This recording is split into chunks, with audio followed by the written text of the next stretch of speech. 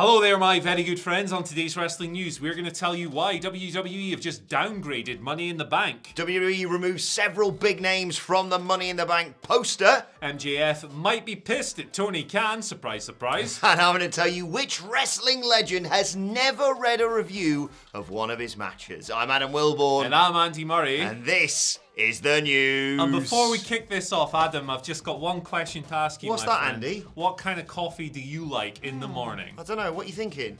Flat white. Anyway, before we kick this thing into gear, I want to thank Wrestling with Doom. Where did Cotton Eye Joe go?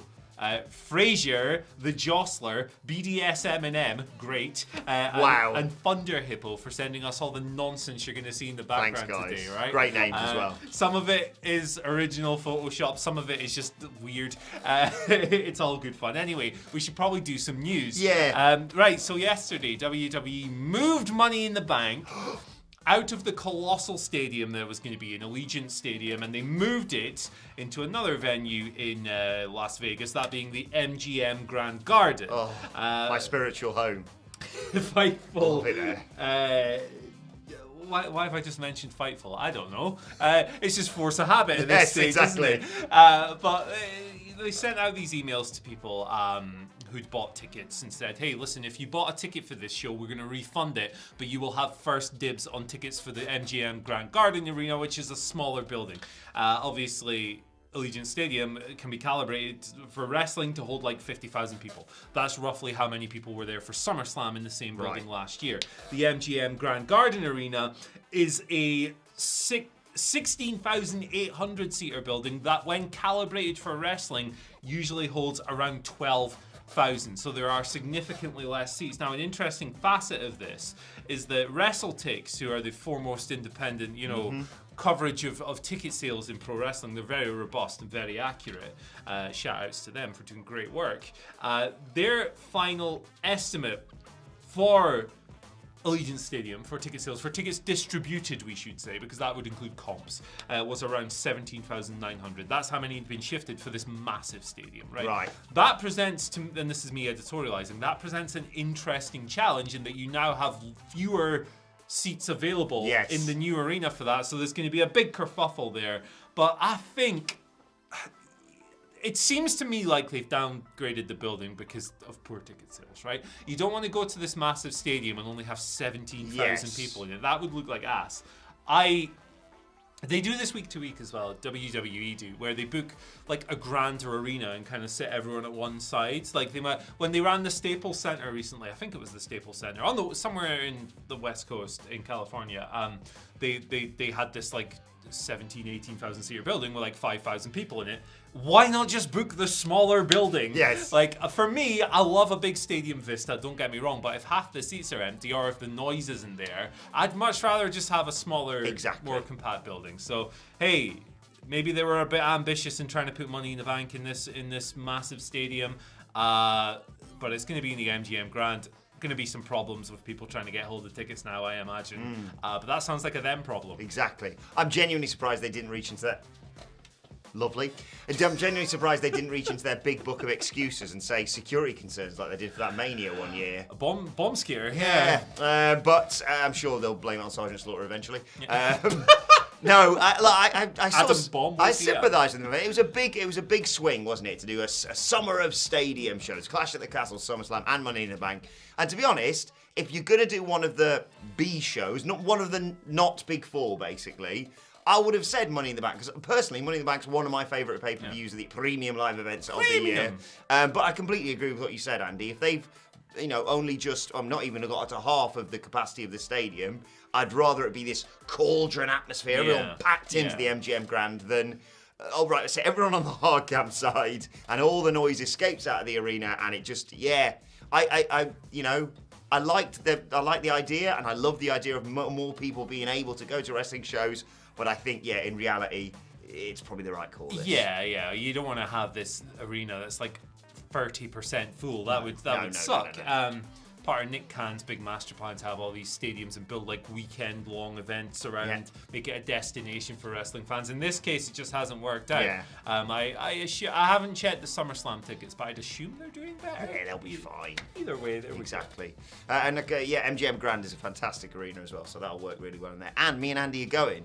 I mean, we're not, but if I just say it, we might try to manifest it. We found our mode of transport. Exactly. Together, so. And speaking of Money in the Bank, Andy, there's been an updating of the Money in the Bank poster on WWE.com. You may have seen a while back that, of course, removed Roman Reigns from the Hell in a Cell poster and sort of put Cody front and centre. Now, featured superstars for Money in the Bank feature the names like Cody Rhodes, Bianca Belair, Drew McIntyre, Riddle, Rhea Ripley, The Miz, all the ones you kind of expect. And the poster has changed and the names removed for it include the likes of Roman Reigns, Brock Lesnar, Ronda Rousey, Becky Lynch, and more. They're no longer there. Now, that doesn't necessarily mean they're not going to be on the show. It's always cards subject to change. But again, I can see things a little bit from WWE's perspective. Look at the Fiend in GTA, okay? I can see things a little bit from WWE's perspective. If you put Brock Lesnar on a poster, and I don't anticipate Brock Lesnar's going to show up and he's not Brock party it once more. Hell no. You know, I think Roman Reigns may well have a match. Becky may be involved. Ronda, you would expect, will have a title match or do something. Yeah. But if, maybe they're saying, we'll take some people off this show and save them for SummerSlam or whatever it is that they want to do, then it makes sense. But yeah, the good old reliables, Bianca, Drew, and now Cody on the poster, they're more likely people that I would anticipate are going to be on this card whatever happens. I mean, it's hard to take stock in any degree of WWE advertising, isn't it? Wrestling in general, card is subject to change is always a disclaimer. Yes. That being said, my personal opinion is that disclaimer should only really be used for things they are unexpected. Yeah. So if you have Roman Reigns on the billboard, and God forbid he tears his hamstring and he can't be there, that for me is how you use it. You don't just put people on the thing and go, actually, nah, screw that. just have could be, I don't know, Shawn Michaels, Kurt Angle, The Rock, John Cena, and Roman Reigns. One of them might show up. Card subject to change. Exactly. So I find their use of card subject to change a little bit cynical. Yeah, cheeky gits. But yeah, there you go. I can't wait for Money in the Bank, by the way. Yeah, it's my favourite pay for the year, and Sami Zayn's going to win the briefcase this year. He's not, mate. No, he's probably not. Probably not. Come on, Sami. I'm still rooting for you, mate. Right, MJF's been I love this stuff. Yeah, so do I. This is the second time he's done this week. Oh, no, it's still there. The second time he's tweeted and deleted this week. Earlier this week, was something that no outlet really picked up on. It was something about running on fumes that somebody in the office, who I will not name, noticed. He deleted that. Last night, in the wake of Tony Khan's latest media call, pre-Double or Nothing, there we go. There's a cat doing your gimmick. No. I'm not going to do it, don't worry. Yeah, good. This is my game recognised game. Friday is my day. Calm down. I make the rules. Calm down. I've got to be the silly one today. Calm down. Right, on his media call yesterday, Tony was asked, obviously, about the MJF contract situation, and he said a lot. He does say a lot. He does. I won't read the whole thing. It's a lot. I can see this paragraph on Andy's notes. And it's on our website if you want to see it. Yeah. He basically said that he feels it's good when real-life conflict bleeds into wrestling storylines, and said that it's good for MJF and that this storyline has allowed him to air some real-life grievances, that being his contract dispute, his reported frustration, expiring in 2024, all of that. You know the score. MJF quote tweeted Fightful. Sean Ross Sapp, was he was live tweeting. Yes. No crap, just Sapp. And he does a great job at that, obviously. But MJF quote tweeted that and said, "Effing lol, F this place, man." Now he quickly deleted that, but the screenshot has been captured by a number of people. I got it from Reddit user Philly Shawnee. So shout outs to Philly Shawnee for getting that one and sending it all over the place. MJF knows exactly what he's doing, and in 2022 you have to find new ways to work people, and I think he's doing a good job of that. Without question, he is. With the talk of the year, arguably. Almost showed you the questions there. Can't do that. He's the most talked about wrestler this year. He's had one of the best years in my opinion. He's best TV wrestler in the world. Yeah, and he's had the best feud in AEW history in my opinion. Arguably, potentially 1 and 2 depending on how things go with Wardlow. But yeah, Kenny Omega, Hangman Page, their arc was pretty good as well. That was all right, wasn't it? But yeah, pay the man. I'm always team MJF because he's my best friend. I already knew about this tweet. Obviously, he told me about it, but I wasn't allowed to tell anyone because we're best friends. So we got a little secret Treehouse Club. Sure. But Treehouse Club. But yes, There he is. Right, is that a Seinfeld? It's a Seinfeld meme. Seinfeld? I can't remember which one of our followers sent us this, but thank you. I love it. Right. So, what are we talking about? Yeah, MJF. Pay the man. I hope he beats Piggy this weekend. He's not going to, unfortunately. And this is just one of those ones where I think you kind of know by this point that maybe an element of work to this rather than it be an all shoot. I think there's an element of both, for sure. But I just grab my popcorn when stuff like this happens. Yeah, I love following the ride. Yeah, really good. Pay the man. And speaking of MJF, someone who heaps praise on him and says he's arguably one of the best villains in wrestling today is my new best friend, Andy Murray, William Regal. I was lucky enough to chat to him yesterday. He's doing the media rounds promoting Double or Nothing. Of course, the video of the interview will be up on this channel, maybe later today, before the pay-per-view. Audio on the podcast feed as well. Exactly. Pollard got to chat to Ricky Starks and Jamie Hayter. That sounds like they had a great time as well. Yep. Looking forward to those coming out. Have a bit of coverage on the website as well. All the stories coming out of it. Regal could talk for England, and does. But he was an absolute pleasure to chat to you, an absolute gent. And his new podcast, Gentleman Villain, comes out on June the 2nd. And when I spoke to him about that, he revealed to me he has never, ever, Andy, think about the career that he's had, and think about the work that he's done in the ring, never read a review of his matches. Talking about this podcast, basically he said he's going to have a different perspective on the winner compared to everyone else because he just doesn't read what other people think. He said basically in his day when he walked backstage, if the likes of Arn Anderson and Ric Flair, just names off the top of my head, didn't say anything to him, he knew he'd probably done a good job out there. There you go. Honestly, he was. I could sit down with him for an hour and I reckon I could ask 5 questions. He is just this well of knowledge that I would love to sit down and just listen to talk all day. Probably get 4 hours or so out of William Regal. He's a flat turtle. It's a different breed of flat FUCK today.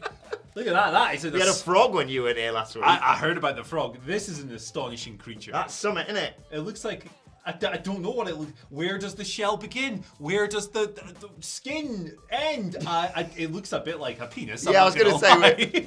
I'm not sure if we're violating some. Anyway, it doesn't matter. Video editor, if you need to blur the phallic turtle, you can do that.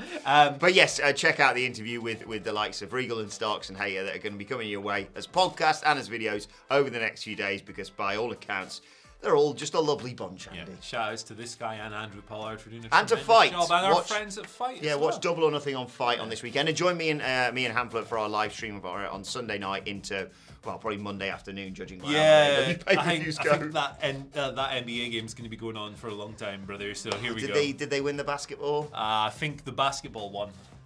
I saw this. Someone saw this on holiday, didn't they? I saw this tweet. The flying flat. How did you get up there? You're an alligator. This is in a museum in Seville. Of course. So shout outs to all the people at the I've been to Seville before, and I've never been this, but I'm gutted. I have to go back. We have to go, if anything. Did you have Should we do a croc tour? Did you have a better time in Seville than fans of a certain football team last God save the Queen. Right, it's the Jubilee. We got 2 days off next week, baby. Yay, 3-day week, baby! Actually, I'm not working Monday, because I am, because I'll be working the paper. Chaos. Twitter questions, as always, send us the bollocks. I asked for them to be extra dumb this week because I'm not working on Friday until like July at this stage. Yeah. It's chaotic. Here we go. Vacations, days off, stuff like that. He's wrestling at Money in the Bank as well. I'm cashing in. Mike Watley start us off. This isn't so much a question. Did someone say Mike? Well, could the king of the mic yes, please grace us with his best Waluigi or Toad impression? Oh. Now, I don't know what noise either of those creatures make, so... That's a... I don't know. Mario! Oh, yeah, I'll just do that. It's away, Mario! Is that how Toad speaks? I don't know what... Oh! Toad's the one with the mushroom on his head, isn't he? He's a little mushroom. I don't really know a lot about it, sorry. Don't eat him, he'll send you... More of an earthworm Jim guy, hang on. Groovy. That was quite good. I've always been toe jamming her all myself. Oh! But yeah, there we go. We need to play some retro games this weekend. Right, our first proper question. That was the first proper question. Our first actual question, not great request from Mike, is from Mark Lee Willis, the legend. Oh, shout out. Who says, I think I had a dream the other night where a group of wrestlers were going to attack my mum. Poor mum.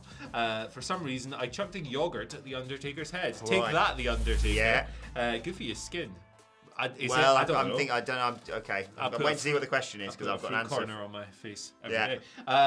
What food/drink item would you use in a fight to fight off wrongdoing wrestlers, and why would it work? Hope you're well. Okay, well, first of all, if it was going to be a yogurt, 100% crunch corner. Because then you've got like, oh god, the yogurt's nice, but then like there's bits and stuff. Oh god! I've got biscuit in me nose! Exactly. Yeah. So I'd go for that, or like the one with the cornflakes, because they could like slice you. They bust it wide open, right? In terms of food-based weaponry, like I want to go, you could just say, chuck a melon at someone's head or whatever. Yeah, it would. But I'm thinking, what could I use to connect it? I mean, what I'd do if they were further away, I'm using my D&D knowledge here, so I'm using like range weapons, then close range weapons. So further away, just skim some baby bells at the head. Just some of that. Leave the shell on though, obviously. That's gonna and then the wax. If it's hot, it'll melt it. Bloody hell! Got baby bell on my face. Right? That's tremendous. And then picture this. Shut your eyes. Cheese string nunchucks. With prickly pears on the end. I was going to suggest a coconut because that would hurt like hell. Yeah. But a friend that we miss working with. Yes. Who just doesn't. He's still with us, fortunately. He just doesn't work with us anymore. You freeze these things. You don't want to like accidentally, No. give people the wrong impression. But yeah, a former colleague of ours. Remember, went on holiday to Singapore. And brought back those durians. Oh my god, no one would go near whoever you were trying to attack. They were durian chocolate, so they weren't even like the full whoppers. Oh god. But my goodness, the whiff on those things. That's a great shout, Andy. If you've never heard of a durian, go and Google those. Yeah, Google people's reactions. The flat fiend. Hey, he's back. Yeah, Google people's reactions when they smell them and eat. I don't understand why brought they're them a thing. in. I think he brought them in to do this on purpose. Oh, he said, yeah. But another unnamed member of the office who also no longer works here actually took them home because he liked them. So fair play. But my sister-in-law, because she used to live in Singapore, got kicked off a bus once for having them. For taking a They were durian. like, get off in bus with that fruit. Honestly. What kind of fruit smells so bad you can't take it on the bus? What's the point? Kill it with fire. Why are we... Anyway. Exactly. But shout-outs for the durian Great sweets. question, Mark. I can't remember what they tasted like, but I'm always up for a wacky I don't care. They could taste like the nicest thing in the world. With that smell, they can piss off. Yeah, absolutely. Even the flat fiend wouldn't eat them. He'll eat anything. Humans, whatever. Our next question comes from Not Adam Edge Copeland Burner. Oh, thank goodness. Right? Who says... You need the picture. Oh. The Flat in the Hat wants his own Flatties section. Yes! The Flatties section! Who are his Flatties? Flat frog. Flat turtle. We need more flat animals. Flat Jackson. Flat Eric. Flat of the advert. Flat Hardy. You remember that advert? I remember it. Yeah. Levi? No, I don't know. Mr. Wazzo. That's it. Cat Bus from My Neighbor Totoro, but it's Flat Bus. Have we mentioned Flat Stanley? Flat Stanley. There you go. We've got a flatty section. Flat Spot Records. Shout outs. I tell you what, here's a great one for you to come back to when you're eventually back. In the interim, we're going to create a flatty section, but people can enter. They just have to look like they've melted onto the floor. Michael. So just a photo of them laying on the floor, maybe some clothes like that. Basically. Send us your... I can't believe it's channel to see BBC. It's great. Michael Ham Flat. The flatty section rules, man. I'm flat... Damon. Shut up. Flat and Nick Jackson. Send us your flat. The young guys. No, it doesn't work. Flat Hardy. James Horgan with our final question of the day, saying Jade Cargill is on an exciting undefeated run, somewhat reminiscent of Goldberg. Yes. If you had to book a horrible, disappointing end to her run, like Goldberg's, what would it be? Oh, like when he got tasered or whatever. Fantasy book a terrible end to Jade's undefeated streak and make it worse than my suggestion, which is she literally gets eaten by Abaddon. Oh my god, I was about to say Abaddon. You could fight with garlic, by the way. Yeah, Abaddon, Abaddon's a very divisive figure, isn't she? But I can understand the internet going really bonkers about that. I think they could, there is a really cool way they could use their gimmick. I've got your answer. Jade Cargill's there. She's like, I'm so good. You could do the finger poke of doom on me, and no one would even try to pin me. So she lays down in the ring. She's like, no one's going to do this. Boom, snap. Shaq reappears. Remember, he just disappeared. Oh, Shazam! 1, 2, 3. Shaq's the new TBS champion. Wow, why not? Celebrity champion. surprise roll-up effectively. The flatty. Magic. What if we do Survivor Series baddies versus flatties? Who's winning? Who's winning? By the way, Sonny Kiss in the baddies section. That is inspired. Yeah. I saw Sonny talking about it in an interview. Sonny Kiss on AWTV would be nice. I'd take that. Would rule so much, wouldn't it? Wow. Anyway, do you move on to today's Ant We've got a massive thank you to say. So Gemma James, who we showed this the other day, and she's actually sent it to us. We did show this the other day, but we've actually got the hard copy now of this wonderful watercolor. We've framed it in this delicious yellow frame from Wilco, the wonderful Thanks to Will. store. Cheers, Will. Thanks. But yeah, thank you so much. This rules. It will now be on our thing here. What do you call these words? Set. Yeah. Here as a permanent addition. Yeah. Mom, I finally made it. I'm next to the thumb on the bum, guys. And sweaty Lex Luger. Oh no, it's sweaty Billy Gunn, isn't it? There he is. If you put water in him. Thumb in the bum. Yeah. Guy who sweats from his nipples. Mike. Picture. Flat. F-U-C-K. Thank you so much. Thank you, Gemma. Lovely stuff. It's ridiculous that people make stuff like this. And they've really captured both of our essences there. Yeah, my favourite thing about it is that I look so skinny in it, which is a huge compliment. Yes, and just for you, Gemma. Thank you. It's been broken, this. Someone's broked it. Wonder what happened there. Someone broke it. I need a new one. Anyway, mic drop. Yeah? Let us know your thoughts on everything in the comment section below. Like, share, subscribe. He's got to have some pride in his eye after this. The bosses have mandated it. Yeah. Bosses watched this video and gone, nah, you need some time off. That's it, yeah. Clearly both have just, that's it. That's a joke, by the way. Yes. At What Culture WWE if you want to get in touch with us and send us mad bollocks, including you pretending to be flat, I suppose. You can follow both of us on Twitter. You can follow Andy Murray at Andy H. Murray. The H today stands for, hey, if you want more complete and utter bollocks, listen to today's episode of Wrestle Culture because gee whiz. Chaos Edition Mark II. Chaos Edition Mark II, The Wrath of Tony Khan. You can follow me on Twitter at Adam Wilborn. Follow us all at What Culture WWE. And make sure you subscribe to What Culture Wrestling wherever you get your podcasts from for daily wrestling podcasts, including, as we mentioned, all those interviews with the guys from AEW. But for now, this has been whatever this has been. The news, I suppose, technically we have to call it that. My thanks to Andy Murray. Thank you for joining us. And we will see you soon. Stay flat.